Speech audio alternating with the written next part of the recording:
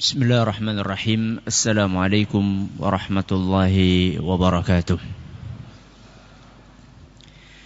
Alhamdulillahi rabbil alamin. Wabihi nasta'inu ala umuri dunya waddin. Sallallahu ala nabiyyina Muhammadin wa ala alihi wa sahbihi ajma'in. Amma ba'd. Kita panjatkan puja dan puji syukur kehadirat Allah tabaraka wa ta'ala. Pada kesempatan malam yang berbahagia kali ini, kita kembali diberi kekuatan, kesehatan, hidayah serta taufik dari Allah Jalla wa Ala, sehingga kita bisa kembali menghadiri pengajian rutin tafsir kita ini di Masjid Agung Darussalam Purbalingga. Kita berharap semoga Allah Tabaraka wa Ta'ala berkenan untuk melimpahkan kepada kita semuanya ilmu yang bermanfaat, sehingga bisa kita amalkan sebagai bekal untuk menghadap kepada Allah Jalla wa Ala. Amin ya rabbal alamin.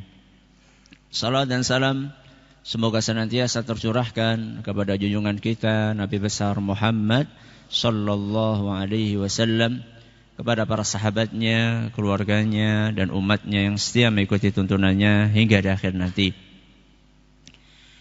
Sebelum kita memasuki materi kajian pada kesempatan kali ini, kita akan sedikit mengulang apa yang sudah kita pelajari pada pertemuan yang lalu, di mana saat itu kita sudah memulai pembahasan tentang ayat yang ke-8 dari surat Al-Bayyinah yang berbunyi jazaohum 'inda rabbihim jannatu 'adnin tajri min tahtihal anharu khalidina fiha abada.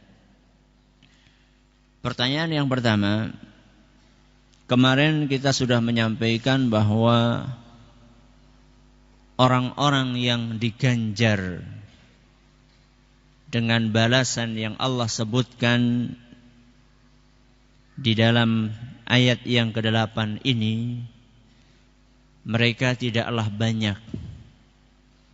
Justru mereka itu orang-orang yang dianggap asing dan aneh. Nabi SAW mengatakan tuba lil ghuraba, beruntunglah orang-orang yang dianggap aneh tersebut. Siapa yang dimaksud dengan orang-orang yang dianggap aneh itu? Silakan.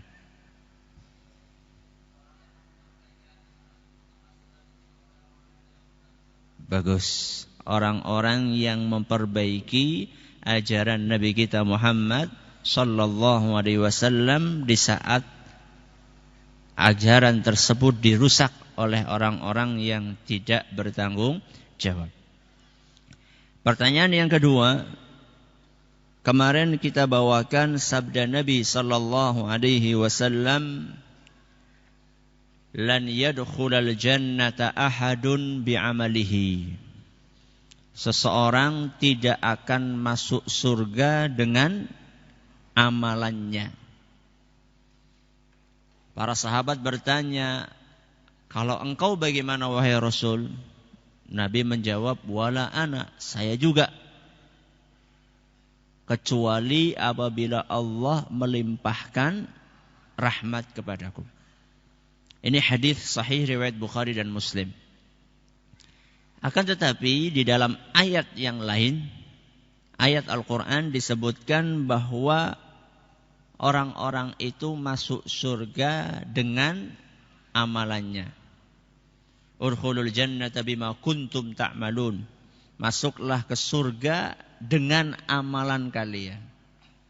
Hadis yang saya bawakan tadi mengatakan bahwa kita tidak masuk surga dengan amalan kita. Tapi ayat mengatakan kalian masuk surga dengan amalan kalian. Sepintas antara ayat dan hadis ini apa? Bertentangan. Siapa yang bisa menjelaskan bahwa antara hadis dan ayat ini tidak bertentangan?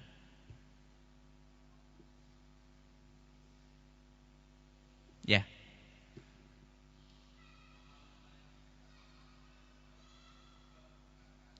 Bagus.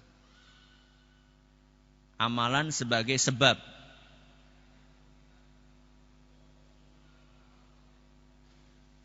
Amalan sebagai sebab.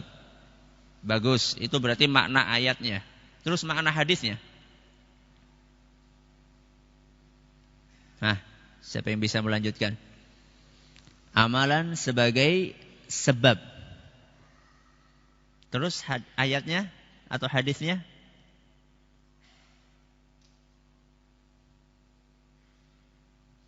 Pas? Gak ada satu pun? Monggo.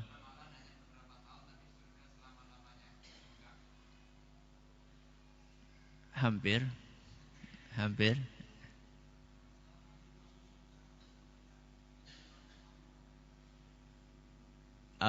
Bagus. Amalan hanya sekedar sebab, adapun kita masuk atau tidaknya ke surga itu adalah tergantung apa? Rahmat dari Allah Azza wa Jal, alias amalan kita sebenarnya untuk beli surga itu tidak cukup. Silakan, bagus.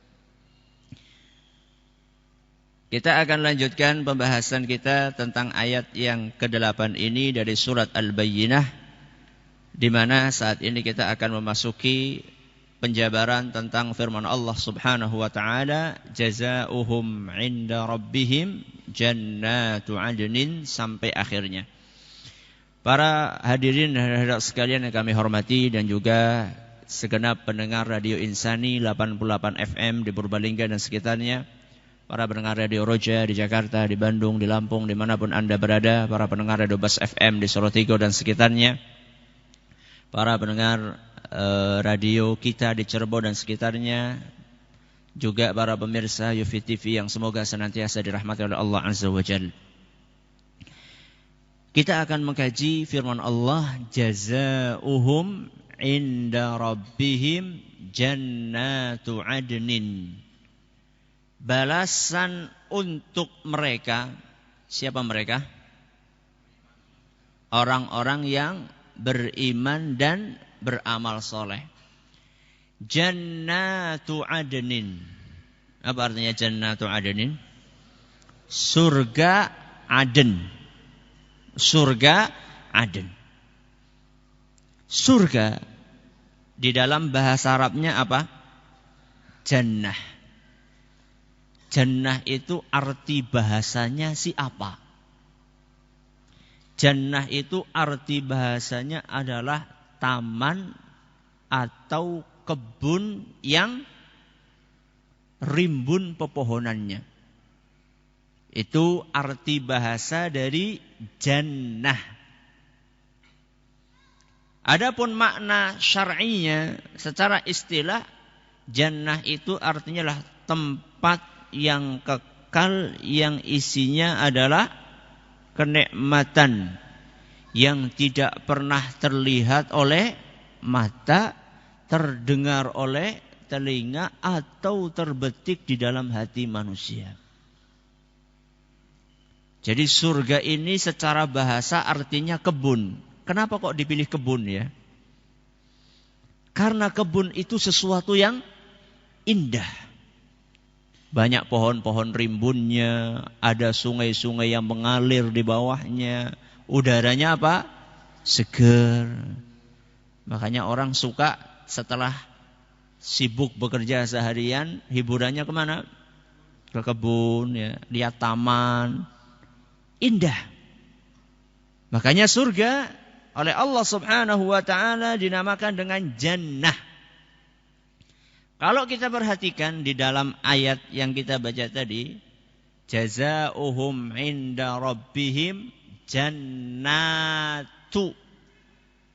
Beda enggak antara jannah sama jannatu? Beda enggak? Beda. Kalau jannatu itu apa? Jamak. Jamak itu apa sih? Jamak itu banyak. Jazaohum 'inda rabbihim jannatun. Ganjaran untuk mereka di sisi Allah adalah surga. Karena redaksinya jannatun. Berarti Allah Subhanahu wa ta'ala menyediakan apa? Surga. Kenapa kok di dalam ayat ini Allah Subhanahu wa taala menggunakan redaksi jamak? Kenapa Allah katakan jannat, surga-surga? Apa maksudnya? Menurut sebagian ahli tafsir, Allah memakai redaksi jannat yang berarti surga-surga karena setiap orang yang beriman dapat surga satu. Berarti ada berapa surga? Wah, banyak banget. Ini sebagian ahli tafsir mengatakan seperti itu. Kenapa kok Allah mengatakan jannat yang artinya surga-surga? Karena Allah Subhanahu wa taala menyediakan untuk orang-orang yang beriman surga sendiri-sendiri. Subhanallah. Ini pendapat yang pertama. Pendapat yang kedua mengatakan bukan gitu maksudnya. Kalau kayak gitu nanti jumlahnya banyak sekali gitu. Kata mereka, Allah menggunakan redaksi jannatun dengan jamak untuk menunjukkan bahwa surga itu bukan cuma satu macam. Tapi surga itu macam-macam. Jenisnya.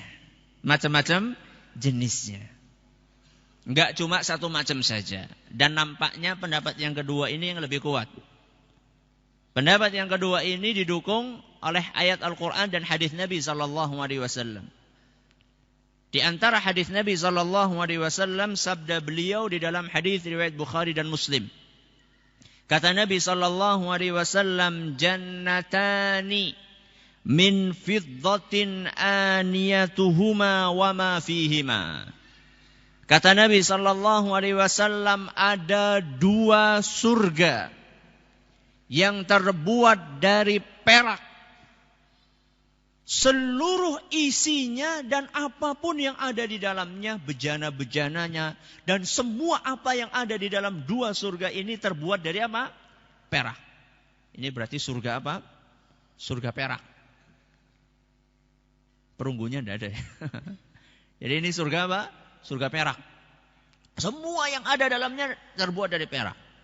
Wa ma fihima, semua apa yang ada di dalamnya. Ya apa yang ada di dalamnya, pokoknya terbuat dari perak. Entah itu apa, gelas tadi, kemudian dipannya, pokoknya semuanya. Ya.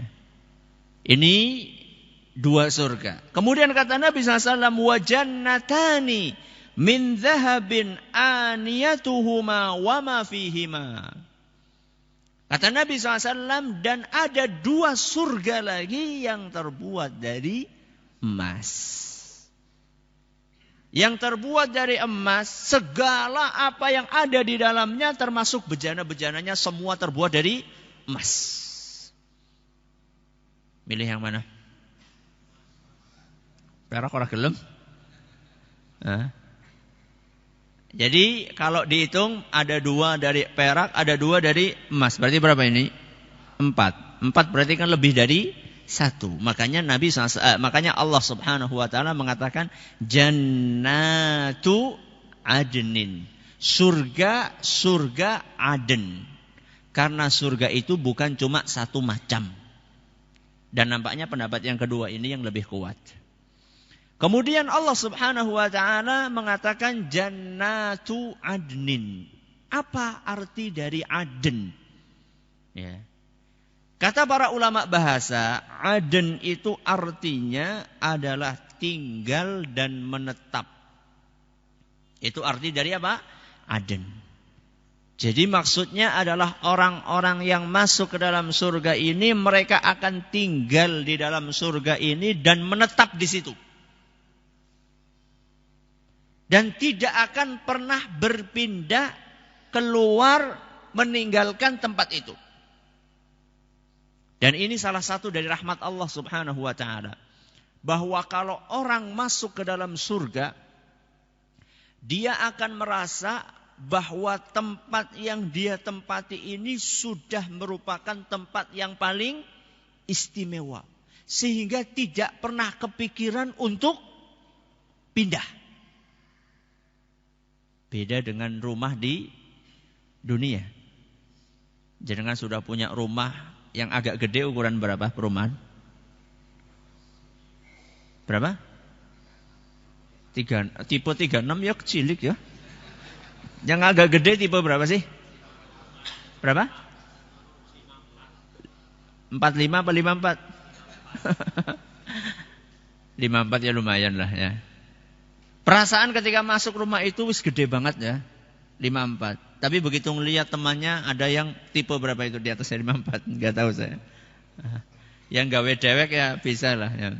Ketika lihat punya tetangganya atau punya saudaranya atau punya temannya yang jauh lebih besar, kan ada keinginan kan untuk apa? Untuk pindah, pengen punya seperti itu. Atau jangan punya mobil ya. Pertama kali punya mobil carry misalnya. Itu sudah alhamdulillah dua mobil. Lah kayak tangga-tangganya pada nganggo apa? Motor. Pertama kali punya mobil itu senang banget. Tapi begitu lihat temannya beli mobil yang lebih apa? Yang lebih bagus, ada perasaan pengen kayak gitu. Nanti sudah bisa beli mobil yang lebih bagus. Berikutnya lihat lagi temannya beli mobil yang lebih bagus lagi. Ada beberapa mobil tuh harganya luar biasa mahalnya, sekian M ya gitu ya. Itu selalu berusaha untuk naik. Tapi kalau di surga, orang sudah masuk di surga, di derajat dan tingkat manapun, mereka tidak akan melek. Apa melek? Tidak punya keinginan, tidak punya rasa iri, kepengin pindah ke tempat temannya itu enggak ada. Dan itu Allah sebutkan dalam surat Al-Kahfi. Allah sebutkan dalam surat Al-Kahfi ayat 108. Kata Allah Subhanahu wa taala, la yabghuna anha hiwala. Yang artinya para penghuni surga itu tidak ingin pindah dari tempatnya. Makanya orang masuk surga itu sudah puas. Gimana enggak puas? Lawang derajat yang paling rendah saja kata Nabi SAW dalam sebuah hadis yang sahih, atarda an yakuna laka mithlu mulki malikin min mulukid dunya. Ditanyakan kepada orang yang paling rendah derajatnya di surga, mau enggak kamu diberi seperti kekayaannya seperti seorang raja di dunia ini? Padahal itu derajat yang paling apa? Yang paling rendah. Ditawari sama Allah, mau enggak kamu? Ya jelas apa? Jelas mau. Bukan kekayaannya seorang lurah, bukan kekayaannya seorang camat, bukan kekayaannya seorang gubernur, bupati, bukan. Menteri bukan, ini raja ini. Atarda, kata dia, raditu ya Rabbi, ya saya rela wahai Rabbi. Ternyata sama Allah ditambah lagi. La kadzalika wa mithluhu wa mithluhu wa mithluhu wa mithluhu wa mithluhu. Kamu akan aku beri seperti kekayaannya seorang raja dikalikan 5. Berarti 5 kali lipatnya kekayaan apa? Raja. Raditu ya Rabbi, cukup wahai Rabbi, saya sudah rela. Ternyata belum cukup. Kata Allah Subhanahu wa taala, lakadzalika wa asyaratu amthalihi. Kamu akan dapatkan seperti itu masih dikalikan 10 kali lipat lagi. Berarti pira? 50 kali lipat kekayaannya seorang raja.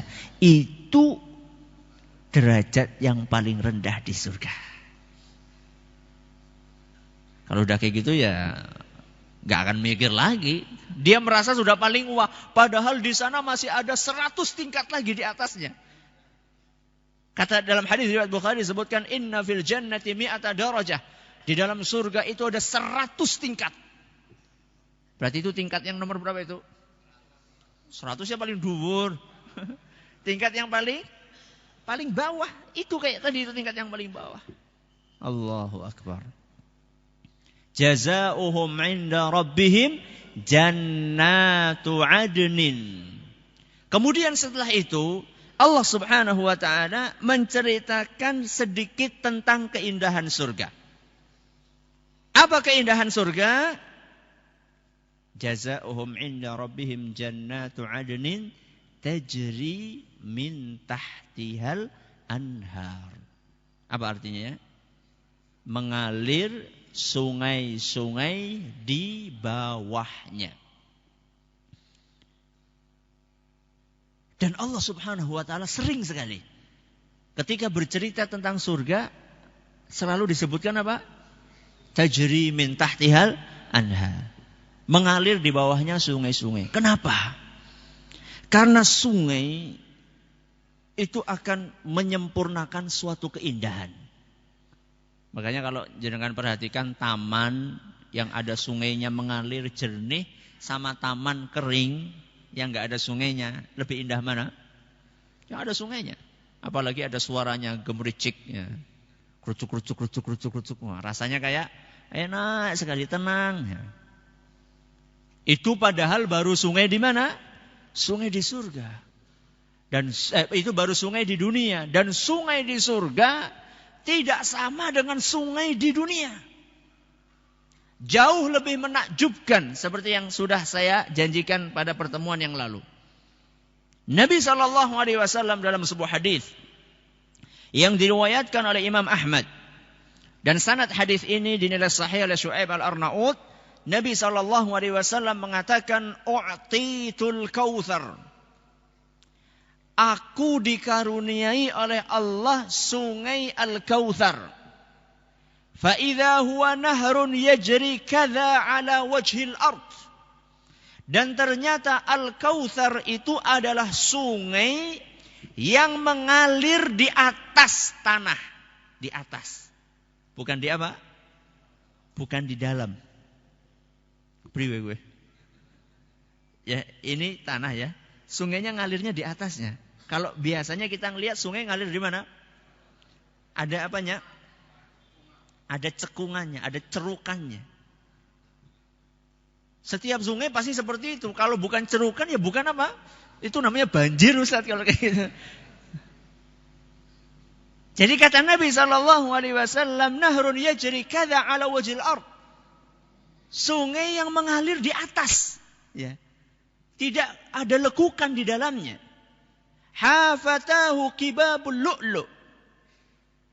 Di samping kanan dan kirinya terdapat kubah-kubah yang terbuat dari permata, dari mutiara. Laisa mashquqan. Kata Nabi SAW, sungai tersebut tidak ada cekungannya, kata beliau.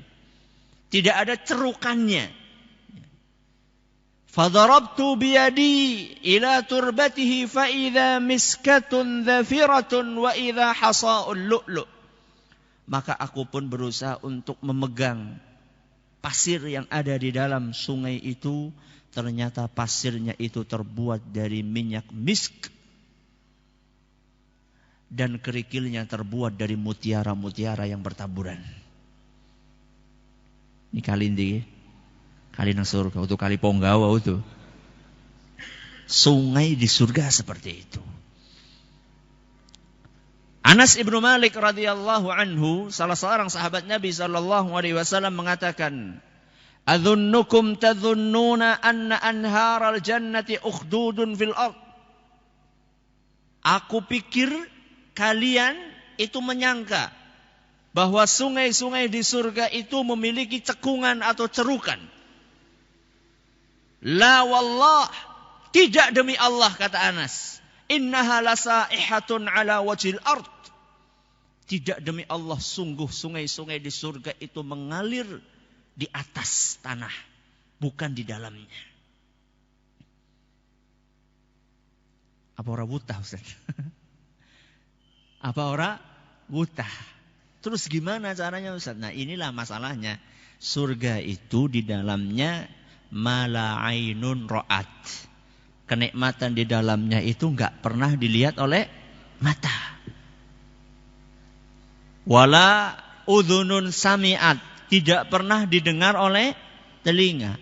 Wala khatara ala qalbi bashar, dan tidak pernah terbetik di dalam benaknya manusia. Sehingga kalau kita bicara masalah sungai, ya sungai akan tetapi bentuknya apa? Beda. Kalau kita bicara di surga ada anggur enggak? Ada, tapi tidak seperti anggur yang ada di dunia. Di surga ada rumman. Rumman itu apa sih? Delima. Di surga ada delima, ada. Akan tetapi tidak delima yang ada di dunia. Mantan kecut, apa dan sebagainya. Enggak. Akan tetapi, kata Ibnu Abbas, persamaan antara isinya dunia dengan akhirat itu cuma namanya aja yang sama. Tapi hakikatnya apa? Berbeda. Makanya Imam Ibnu Qayyim di dalam Nuniyahnya beliau mengatakan, anharuha fi ghairi ukhdudin jarat. Sungai-sungai di dalam surga itu mengalir tanpa berada di dalam cerukan. Kemudian subhana mumsikiha anil fayadhani. Maha suci Allah yang bisa menjaga supaya sungai itu tidak meluap kemana-mana. Min tahtihim tajri kama sya'u mufajjaratan wa ma lin nahri min nuqsani.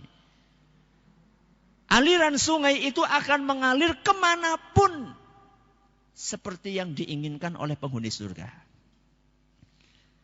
Jadi jenengan tuh pengennya ngalirnya kemana? Jadi kalau panjenengan di sana, sungainya di sini, kayak jenengan ngelak temen, biur.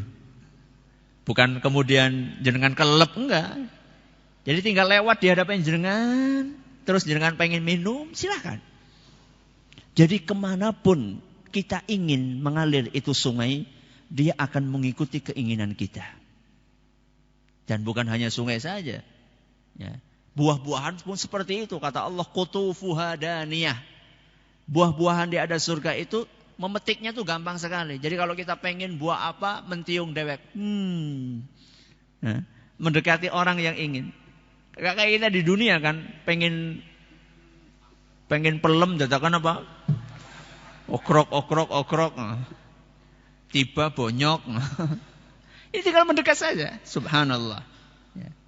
Dan dalam beberapa riwayat juga disebutkan bahwasannya kalau kita pengen ada burung gitu kan, terbang, enak temen dia. Pluk, sudah apa? Sudah matang. Tinggal makan saja. Kan gak kayak kita di dunia, dadakan apa? Nembak, dadakan beduli, dadakan ipit-ipit, dadakan wah, enggak. Di dunia kapan kita di akhirat, di surga kapan kita ingin, itu burung lewat, pluk, langsung siap saji. Allahu Akbar. Jadi, kata Imam Ibnu Qayyim, sungai itu akan mengalir kemanapun kita ingin. Dan yang lebih menakjubkan, sungai itu bukan cuma satu macam. Dan ini Allah tegaskan dalam Al-Quran surat Muhammad ayat 15. Dalam surat apa?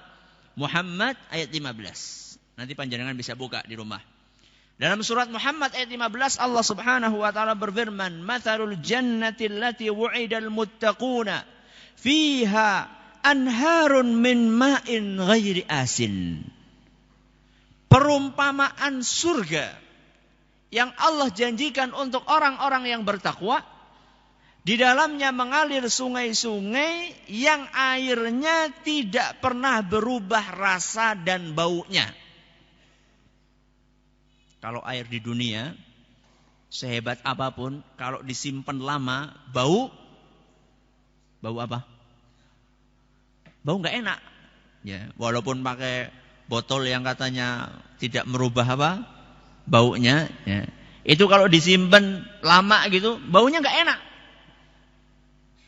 Apalagi sungai-sungai yang ada di dunia, ya, yang sudah menjadi tempat sampah apa? Raksasa.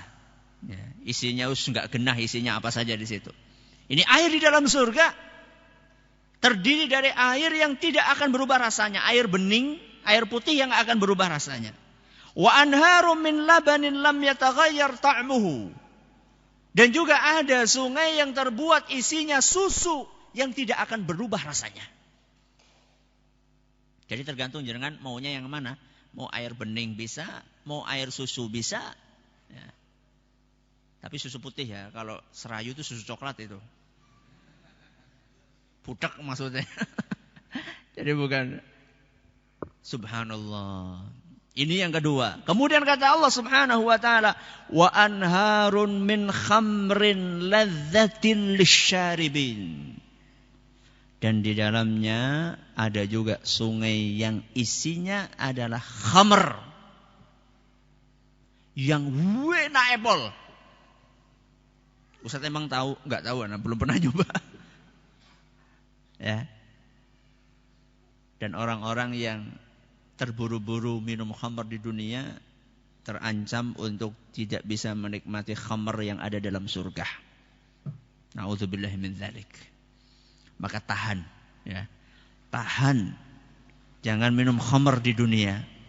Kalau kita kuat menahannya, Allah akan memberikan balasan buat kita. Khamr di mana? Surga. Yang tidak ada apa-apanya rasanya khamr di dunia. Apa maning khamr oplosan. Nah, sing larang be ora apa-apane. Yang mahal aja enggak ada apa-apanya. Apalagi yang oplosan dicampuri apa? Autan. Nah, spiritus buah apa maning campurane. Allahu akbar. Ini berarti berapa ini? Air bening yang enggak berubah, terus apa? Susu, terus khamr. Masih ada lagi. Kata kata Allah Subhanahu wa taala, wa anharun min asalin musaffa. Dan di dalam surga ada juga sungai yang isinya adalah madu murni. Ada berapa jenis berarti? Ada 4. Ada yang air putih biasa tapi segernya luar biasa. Ada yang terbuat dari apa tadi? Susu. Ada yang terbuat dari khamr. Ada yang terbuat dari madu. Tinggal jenengan mau pilih yang mana. Begitu ingin, langsung datang. Ustaz, apa nanti di sana enggak kebanyakan minum nanti kembung Ustaz? Wah, enggak usah dipikirin itu. Ya. Nabi SAW mengatakan orang yang ada dalam surga itu enggak akan pernah buang air kecil maupun air besar, enggak akan pernah. Jadi di surga dia itu tinggal makan, minum, apa saja itu enggak akan pernah keluar sesuatu dari tubuhnya. Kecuali, kata Nabi SAW, rashfuhum al-misk. Kecuali hanya sekedar bersin atau apa. Itu mengeluarkan kotorannya cuma itu. Dan itu pun baunya bau apa? Bau minyak wangi. Cuma itu saja. Ya. Jadi kalaupun jenengan antop, ya. Apa antop? Bersendawa, mambune ora jengkol ora. Misk. Pokoknya isinya surga itu semuanya adalah kenikmatan. Dan inilah yang Allah sediakan buat orang-orang yang mau. Innalladzina amanu wa amilus sholihat. Mau beriman dan beramal soleh. Sudah. Jazaohum inda rabbihim jannatu adnin tajri min tahtihal anhar. Kelanjutannya apa? Khalidina fiha. Setelah Allah Subhanahu wa taala menceritakan sedikit tentang keindahan surga, Allah Azza wa Jalla menjelaskan bahwa mereka di dalamnya akan kekal selama-lamanya. Dan ini merupakan kenikmatan di atas kenikmatan. Kenapa? Karena kalau orang merasakan kenikmatan di dunia, seenak apapun kenikmatan yang dia rasakan, pasti terselip perasaan khawatir di hatinya. Khawatir apa? Khawatir apa? Khawatir akan habis. Khawatir akan selesai. Cepat atau lambat. Kalau tidak percaya, panjenengan yang baru-baru nikah ini, ada nggak yang baru nikah? Nah, entah laki-laki ataupun perempuan mendapatkan pasangan yang cantik banget, atau sebaliknya mendapatkan pasangan yang ganteng banget, senang nggak? Senang banget.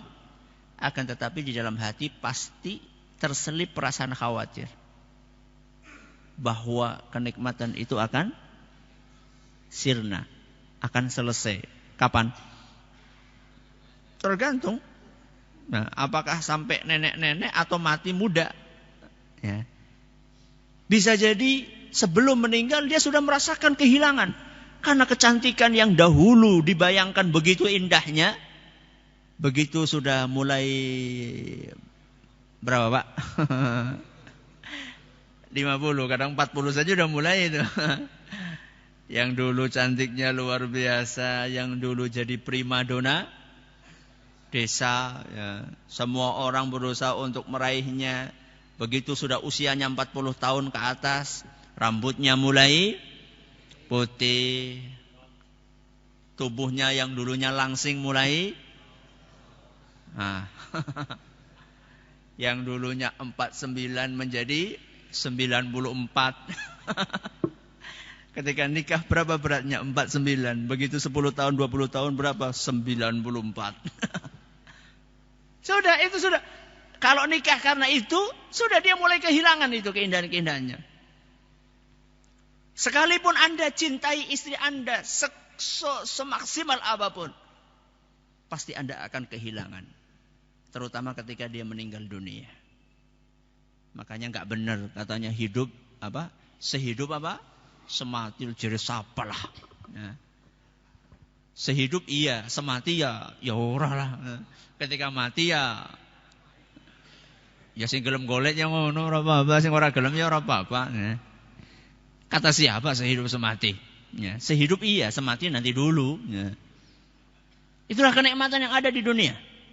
Termasuk ketika orang tua punya anak. Ya. Orang tua punya anak lucu-lucu, ganteng-ganteng, ayu-ayu. Walaupun kita senang menimang anak kita saat ini, pulang kita disambut sama anak kita, pergi kita dilepas sama anak kita, senang. Akan tetapi pasti terselip perasaan khawatir bahwa suatu saat saya akan berpisah dengan anak saya. Kapan? Ketika dia berumah tangga dulu, jangan mati dulu toh. Ketika dia berumah tangga, dia akan pindah rumah, akan jauh mungkin beda kota. Akan ada perasaan ini kenikmatan akan habis. Apalagi nanti ketika meninggal dunia.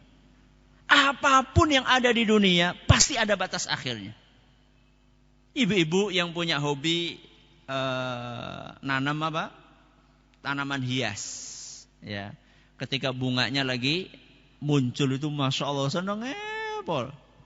Tapi yakin itu enggak akan abadi. Sebentar lagi akan layu. Walaupun itu anggrek yang paling mahal sekalipun. Nah, apalagi sekarang juga ada bukan anggrek, bunga yang cuma mekar di pagi hari itu morning apa namanya? Nah, ada bunga itu kalau pagi tok mekarnya, nanti kalau sudah siang apa? Cungkup. Ya. Apalagi bunga-bunga yang seperti itu. Ya. Bunga-bunga yang seperti anggrek saja akan ada habisnya. Tetap orang itu ketika menikmati kenikmatan di dunia, pasti ada perasaan khawatir akan habis. Termasuk juga pakaian, baju, ya, yang dibangga-banggakan. Nanti suatu saat baju itu akan lusuh. Rumah indah yang kita miliki suatu saat akan bocor, akan ambruk dan seterusnya.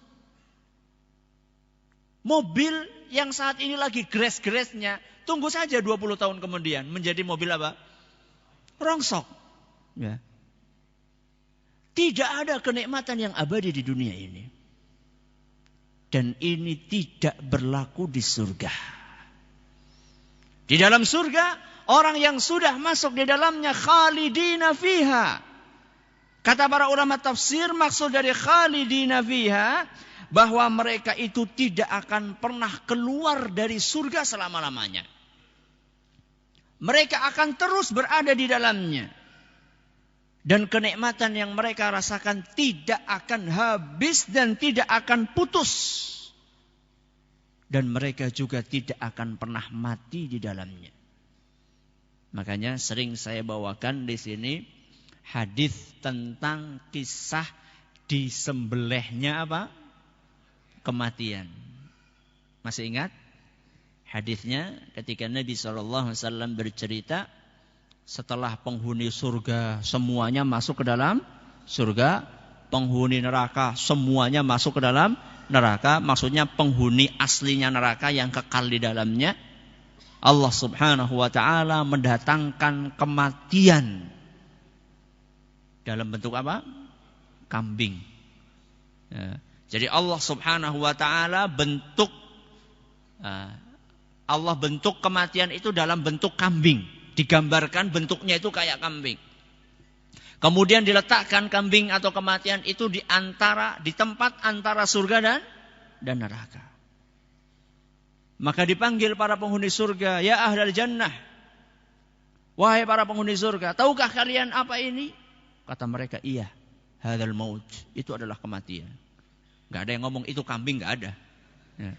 Karena mereka memang sudah disetting, paham bahwa itulah kematian walaupun bentuknya apa? Kambing. Ya ahlan nar. Wahai para penghuni neraka. Ditanya, tahu enggak kalian ini apa? Iya, kematian. Jadi ketika dipanggil itu kondisi psikologisnya beda. Ketika dipanggil penghuni surga, kondisi psikologisnya mereka khawatir. Penghuni neraka ketika dipanggil kondisi psikologisnya mereka berharap. Kok bisa? Kenapa? Kok kayak gitu? Penghuni surga malah khawatir ketika dipanggil, penghuni neraka malah seneng. Kenapa coba? Karena penghuni surga khawatir jangan-jangan sudah enak-enak dikeluarkan. Sedangkan penghuni neraka mereka harap-harap jangan-jangan kami akan dikeluarkan. Ya. Sama-sama mengharap atau sama ini cemas ini mengharap. Mengharap ini dikeluarkan dari neraka karena mereka sudah enggak tahan lagi. Ini khawatir, cemas jangan-jangan kami dikeluarkan dari surga. Kami sedang enak-enaknya menikmati. Kemudian setelah semuanya tertuju kepada kematian, maka disembelihlah kematian tersebut. Maka kematian sudah mati. Kematian sudah mati. Apa artinya kematian sudah mati? Sudah tidak ada lagi kematian. Maka Allah mengatakan kepada ahlul jannah, ya ahlal jannati khuludun wala maut. Wahai para penghuni surga, setelah kejadian ini kalian akan kekal di dalam surga dan tidak akan pernah mati. Wa ya ahlan nar khuludun wala maut. Wahai para penghuni neraka, setelah kejadian ini kalian akan kekal di dalamnya dan tidak akan pernah mati. Fayazdadu ahlul jannati farahan ila farahihim.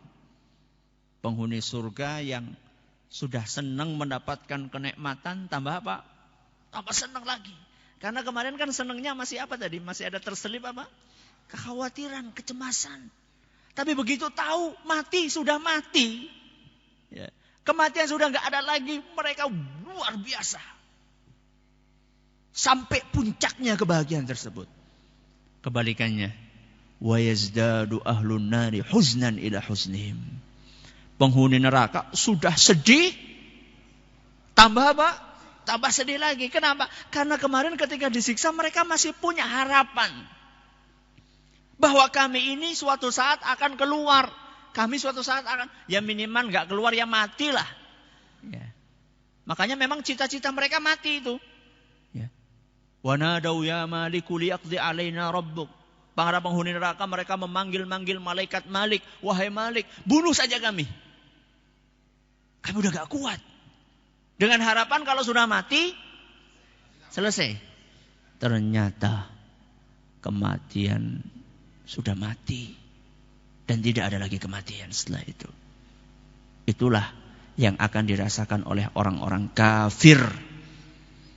Orang-orang yang tidak masuk ke dalam agama Islam. Na'udzubillahi min dzalik. Semoga kita termasuk penghuni surga. Allahumma amin. Sampai di sini pengajian kita pada kesempatan kali ini. Sebelum kita tutup, saya bacakan pengumuman. Silahkan dihadiri acara tabligh akbar yang akan diadakan insyaallah di Masjid Al-Ikhlas Babakan. Tahu Masjid Al-Ikhlas Babakan? Tahu ya? Pada hari Ahad terakhir besok. Tanggal berapa itu? 30 November jam 9 sampai selesai dengan judul virus penghancur amalan. Hati-hati gue. Virus penghancur amalan. Penting gak Ustaz? Ya penting supaya kita tidak terjangkiti virus tersebut. Yang akan diisi oleh beliau Ustadz Zaid Susanto LC dari Jogja. Insya Allah. Maka monggo silahkan dihadiri. Ini materinya sangat penting. Semoga bermanfaat buat kita semuanya. Dan mohon maaf untuk tanya jawab sementara ditiadakan karena kondisi kesehatan yang kurang memungkinkan. Terima kasih atas perhatiannya. Mohon maaf atas segala kurangannya.